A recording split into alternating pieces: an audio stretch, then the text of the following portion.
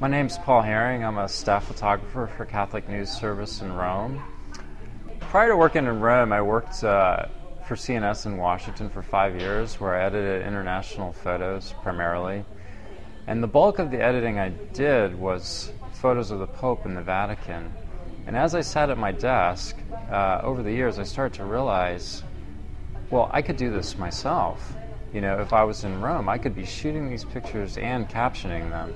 And in 2009, August 2009, my wife and I came over here and we began this grand adventure in Rome. I adhere to the schedule of the Vatican by and large, following the activities of the Pope. He has two regular events every week, the Wednesday General Audience and the Sunday Angelus. So I photographed both those events and other events the Pope has and many other Catholic events throughout the city.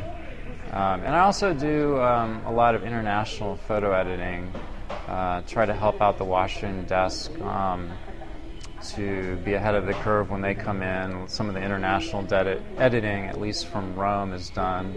I work with L'Osservatore Romano and another agency we work with over here, Catholic Press Photo. So try to get some of that editing done, and of course my own pictures too.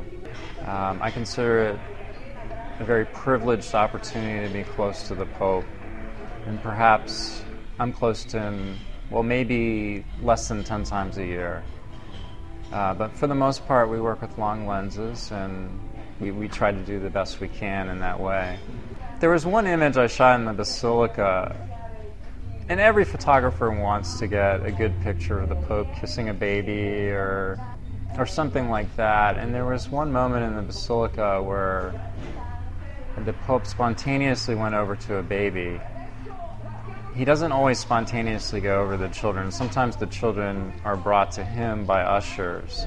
But this was completely spontaneous. He was processing out, and the baby just gave him this angelic look, and I got the moment.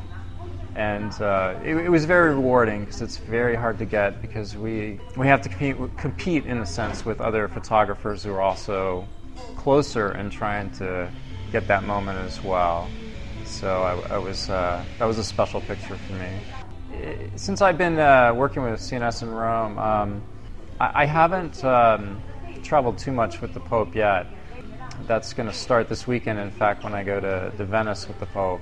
But I have photographed World Youth Day in Sydney and some of the Pope's shorter trips within Italy or just outside of Rome, done that sort of thing. So yeah, in a sense, kind of kicking off the position here, and I do hope to travel some more in the future.